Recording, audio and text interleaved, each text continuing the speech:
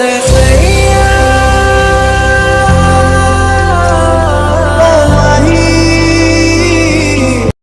Good evening বন্ধুরা, কেমন আছো তোমরা? আশা করি ভালো আছো, সুস্থ আছো। আমরাও খুব ভালো আছি। আমার তোতাবলি চ্যানেলে তোমাদেরকে অনেক অনেক স্বাগত আর অনেক অনেক ভালোবাসা জানিয়ে আজকে অম্বুবাচীর দিন সন্ধ্যে থেকে ভিডিওটা স্টার্ট করলাম। আশা করি তোমাদের ভালো লাগবে, পুরো ভিডিওটা স্কিপ না করে দেখো। আর যারা নতুন বন্ধু হয়েছো প্লিজ তোমরা কমিউনিটিতে লেটার রাখবে, তাহলে ব্যাগ দিতে সুবিধা হবে, না হলে খুঁজে পাওয়া যাবে না আর তোমাদের কাছে আমি পৌঁছতেও পারবো না। তাই জন্য বলছি প্লিজ তোমরা কমিউনিটিতে লেটার রেখো।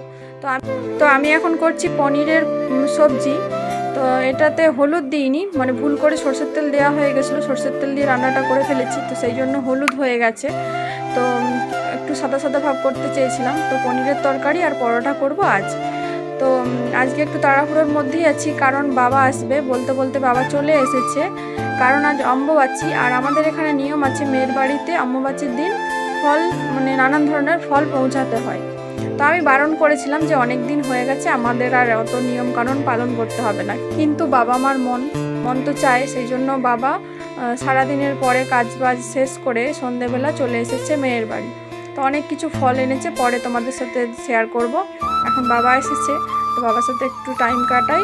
একটু ঠান্ডা ছিল ফ্রিজে, ঠান্ডা দিলাম। আর মানে বোতলটা একটু আগে, মানে কদিন আগেই কাটা হয়ে গেছিলো, সেই জন্য ঠিক সেইভাবে আর ঝাঁঝ বলে, মানে একটা যে ঝাঁঝ থাকে সেই ঝাঁঝটা নেই। তো পনিরের সবজিটা হয়ে গেছে, নামিয়ে নিয়েছি। তো এখন আমি পরোটাগুলো বানিয়ে নেব, কারণ বাবাও বেশিক্ষণ থাকবে না, আর বাবা এসেছে সন্ধেবেলা 8টার সময়। তো আমাদের গ্রামগঞ্জ 8টা মানে প্রায় মানে রাতের দিকেই চলে যায়, 9টা বাজা মানে রাত হয়ে যায়। তো আমি পরোটাগুলো ভেজে নিই বাবার জন্য চটপট। বাবা তো থাকতেই চাইছে না, কিন্তু বাবা আসলে কোনো দিন খাওয়া দাওয়া করে না, তো সেই জন্য ভাবলাম যে একটু তাড়াহুড়ো করে, বাবা তো সেই রুটি খাবেই রাতে, তো সেই জন্য আমি ভাবলাম পরোটা করে নিই। আর অঙ্কুশ বলেছিল লুচি করার জন্য, কিন্তু বাবা লুচি খুব একটা পছন্দ করে না, সেই জন্য পনিরের সবজি পরোটা করে নিলাম আর একটু শসা কেটে দিলাম। তো বাবার খাওয়া হয়ে গেছে, দেখো বাবা বেরিয়েও পড়েছে যাওয়ার জন্য। আর অঙ্কুশ বলছে দাদু তুমি থেকে যাও, দাদু তুমি থেকে যাও, এই করে যাচ্ছে।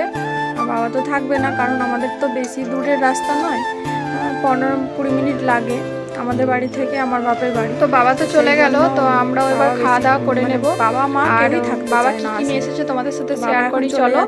আর আমি বেশি কিছু ফল আনতে বারণ করেছিলাম, কারণ খাবো তো মা ছেলে, আর আমার খুব একটা ফল খেতে ভালো লাগে না, অঙ্কুশও খেতে চায় না।